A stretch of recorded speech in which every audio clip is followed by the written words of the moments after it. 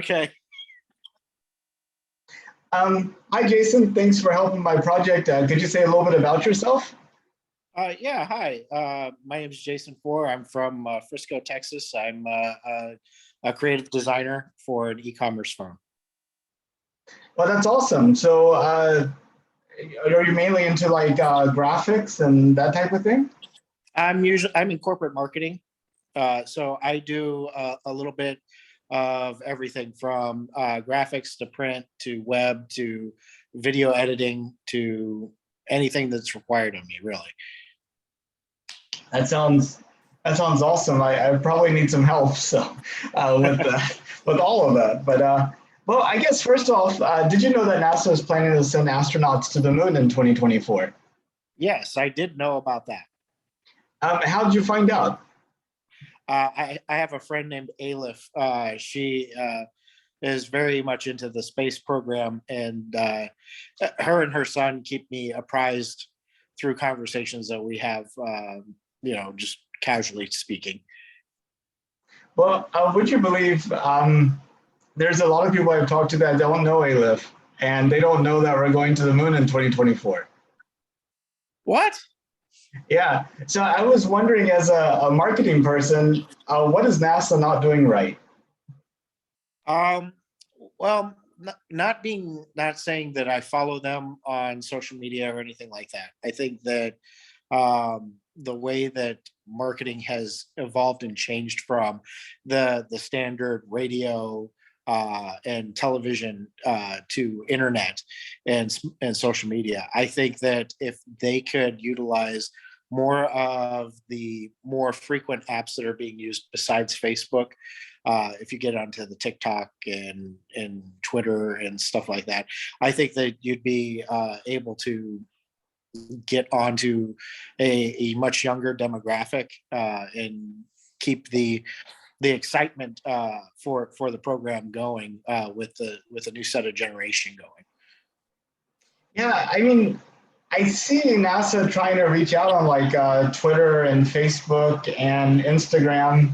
I don't know about TikTok, but I've noticed that on those platforms, that if you're like interested in something, it like fills up your feed. But if it's like not in your core interest, then you almost don't see anything about it. Right. I think that probably what might be helpful with something like TikTok would probably be showing more of the human side of the company's operations, showing more on from probably the astronaut or the engineer's point of view of what it takes to do their job on a day-to-day thing that maybe the general public might not be aware of. Yeah, no, a lot of those little behind the scenes snippets. Precisely. Yeah. So what do you think about us going back to the moon? I think it's long overdue. I honestly don't know why it's taken this long to do it.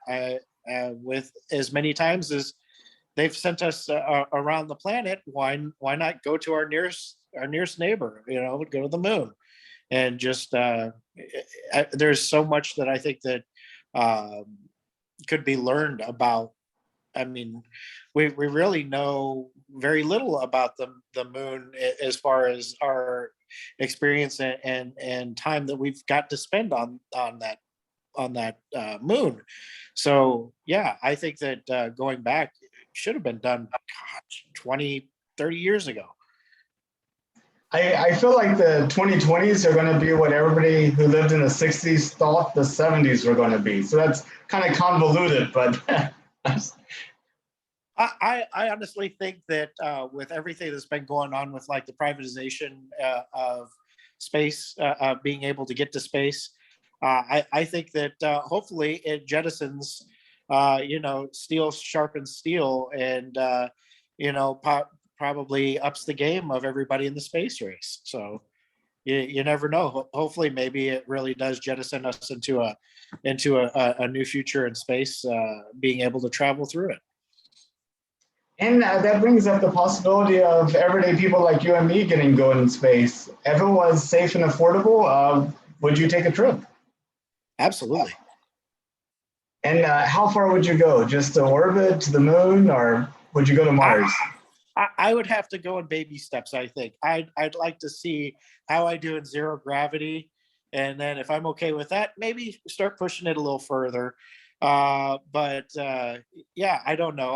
I'm a big fan of terra firma, so but I definitely would like to see. One of the things is I definitely want to experience no gravity. So that I think in itself is I think for a lot of people might be quite exciting to experience. I've actually got to experience weightlessness 30 seconds at a time, in one of those vomit comets. How did you like it? It was completely unexpected how I felt. I always thought you'd have a feeling of falling or Mhm. some type of disorientation or feeling like throwing up, but you just feel light and you're just floating. It was it was nice, but maybe if you experience it for more than 30 seconds at a time, it's not so nice. I don't know. Right. I'm honestly, the way that I sleep is so peculiar. I'm just kind of curious on how I'd be able to handle sleeping in zero gravity. So yeah, I'm wondering if I'd be able to adjust well to it. So yeah, I think that long periods of time, I think it'd actually be kind of cool to experience. So why not? Yeah, I'd go for space travel. Why not? And I kind of see these interviews as a time capsule for people that aren't even born yet. It's kind of like if we were to go back before the Wright brothers took that first flight, and talk to people about what people think about flying and that type of thing. I see this sort of that type of video. So if you could imagine a person 100 years from now looking at this video, is there like anything about our time or any observation that you think would be kind of cool to transmit 100 years into the future?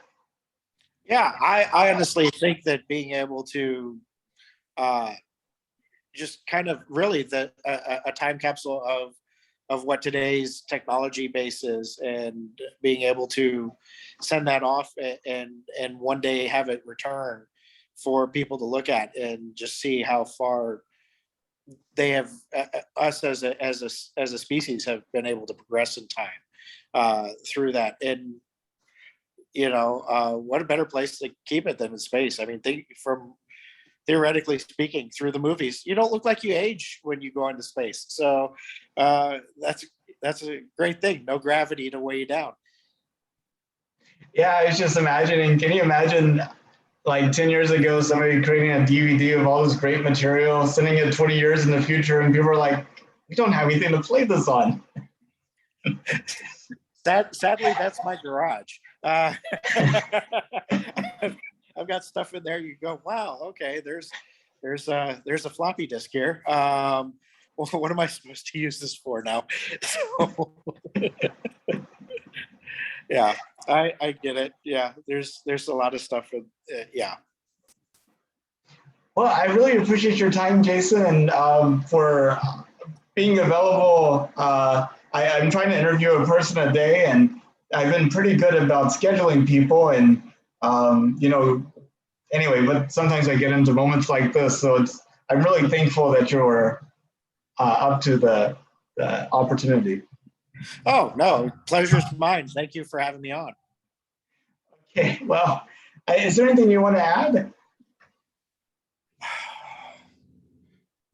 I can't think of anything. No, if I had a little bit more time to prepare, I guess I could have. But no, I can't say that I can. Uh, well, awesome. Well, I hope you have a good rest of your night, and I hope sometime we meet in person. Absolutely, I'd like that as well. Okay. Well, good night then. Good night. Have a good one. Thank you.